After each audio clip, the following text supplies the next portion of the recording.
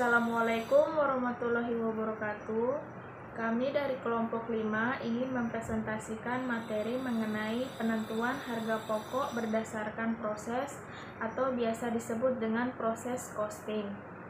Anggota kelompok 5 terdiri dari Claudia Bella Sartika Aprilia dengan NPM 191110022. Kemudian ada Indriarti Winingsih dengan NPM 191110024. Kemudian ada Najwa Maimuna Pelu dengan NPM 191111023. Dan yang terakhir ada Sri Mulyani dengan NPM 191111035. Untuk materi yang pertama akan disampaikan oleh teman saya, Claudia Bella.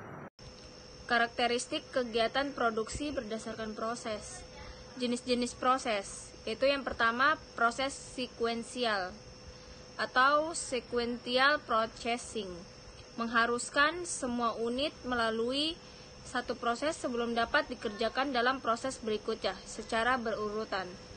Yang kedua, pemrosesan paralel, parallel processing, yaitu pola pemrosesan yang lain yang mengharuskan dua atau lebih proses sekuensial untuk menghasilkan barang jadi. Mengakumulasikan biaya dalam laporan produksi. Laporan produksi (production report) adalah sebuah dokumen yang mengikhtiarkan aktivitas produksi yang terjadi dalam sebuah departemen pemrosesan untuk suatu periode waktu tertentu. Laporan produksi memberikan informasi tentang unit fisik yang diproses dalam sebuah departemen dan biaya-biaya produksi yang menyertainya. Oleh karena itu, laporan produksi dibagi dalam bagian-bagian berikut. Yang pertama, bagian informasi unit, yaitu unit untuk pertanggungjawabkan dan unit yang dipertanggungjawabkan. Yang kedua, bagian informasi biaya, yaitu biaya untuk dipertanggungjawabkan dan biaya yang dipertanggungjawabkan. Perusahaan manufaktur dan jasa. Perusahaan jasa, biaya per unit, total biaya sebuah periode dibagi jumlah jasa yang disediakan. Kemudian perusahaan manufaktur menggunakan JIT, biaya per unit sama dengan total biaya sebuah periode dibagi total output dari sebuah periode. Kemudian perusahaan manufaktur tradisional memiliki persediaan barang dalam proses awal dan akhir dalam jumlah besar sehingga diperlukan penentuan harga pokok, proses dengan pendekatan-pendekatan yang berbeda. Kemudian pengaruh persediaan barang dalam proses dan penentuan harga pokok.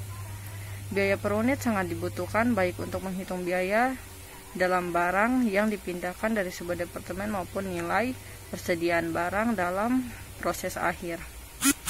Unit yang masih belum selesai dan masih ada pada akhir periode. Kemudian, unit produksi ekuivalen merupakan barang dalam proses belum selesai produksinya. Sebuah unit yang dipindahkan selama periode tidak sama ekuivalen dengan unit yang ada dalam persediaan barang dalam proses akhir, dan biaya dua unit tersebut tentu berbeda. Ada dua metode memperlakukan persediaan barang dalam proses akhir. Yang pertama, metode penentuan harga pokok rata-rata tertimbang, di mana menggabungkan biaya persediaan awal dan pekerjaan yang dilakukan dengan biaya dan pekerjaan periode terkini untuk menghitung biaya per unit periode ini.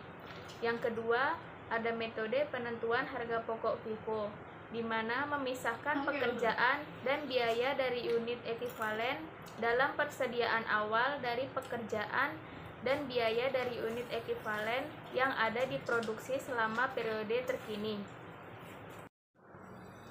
Di sini ada contoh perhitungan penentuan harga pokok rata-rata tertimbang. Diketahui produksi, yaitu yang pertama ada unit dalam proses tanggal 1 Juli sebesar 75% selesai sebanyak 20.000 karton.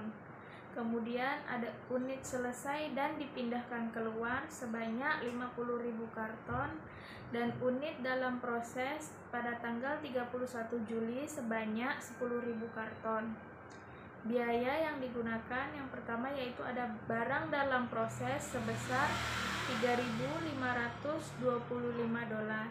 Kemudian ada biaya yang ditambahkan selama bulan Juli sebesar $10.125. Yang diminta yaitu hitunglah ukuran output untuk bulan Juli, kemudian bebankan biaya ke unit yang dipindahkan keluar dan barang dalam proses akhir menggunakan metode rata-rata tertimbang. Untuk penyelesaiannya yaitu yang pertama kita menghitung unit selesainya, di mana barang dalam proses awal sebesar 20.000, kemudian ada unit yang dimulai dan diselesaikan sebanyak 30.000, dan ada barang dalam proses akhir 25% selesai, di mana 10.000 dikali dengan 25% maka hasilnya 2.500. Kemudian unit ekuivalen yang didapatkan yaitu sebesar 52.500. Kemudian kita menghitung total biaya produksi, di mana biaya BDP ditambah dengan biaya bulan Juli sama dengan 3.525 ditambah dengan 10.125, maka hasilnya sama dengan 13.650. Maka biaya per unit ekuivalen yang didapat yaitu $13.650 dibagi dengan 52.500, maka hasilnya $0,26. Kemudian dipindahkan keluar, di mana 0,26 dikali dengan 50.000, maka hasilnya $13.000. Kemudian barang dalam proses akhir sebesar 0,26 dikalikan dengan 2.500, maka hasilnya $650. Jadi total biaya yang dibebankan yaitu sebesar $13.650. Di sini saya akan melanjutkan presentasi dari teman saya sebelumnya. Ada 5 langkah dalam penyusunan laporan produksi. Yang pertama, analisis arus fisik. Yang kedua, perhitungan unit ekuivalen. Ketiga, perhitungan biaya per unit. Keempat, penilaian persediaan atau barang yang dipindahkan keluar dan barang dalam proses akhir. Yang kelima, rekonsiliasi biaya. Selanjutnya, input berganda dan departemen berganda. Yang pertama, pembebanan input produksi yang tidak seragam atau tidak merata. Barang dalam proses 60%, selera berarti bahwa 60% dari bahan baku, tenaga kerja, dan overhead yang dibutuhkan untuk menyelesaikan proses telah digunakan, dan 40% lainnya dibutuhkan untuk menyelesaikan per unit. Dengan kata lain, input produksi dibebankan secara seragam atau secara merata saat proses produksi terjadi. Kedua, departemen lebih dari satu. Dalam proses produksi, beberapa departemen menerima barang-barang yang selesai sebagian dari departemen-departemen sebelumnya.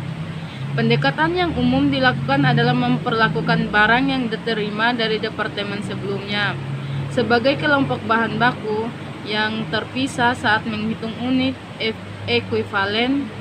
Oleh karena itu, departemen yang menerima barang yang dipindahkan ke dalam akan memiliki 3 kelompok input. Yang pertama, 1 untuk bahan baku yang diterima dari departemen sebelumnya. Kedua, 1 untuk bahan baku yang ditambahkan. Yang ketiga, 1 untuk biaya konversi. Selanjutnya, perbedaan antara metode rata-rata tertimbang dan FIFO.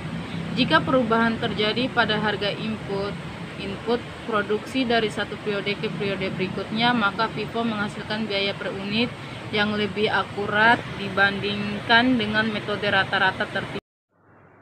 Sekian presentasi dari kelompok 5, kurang dan lebihnya mohon dimaafkan.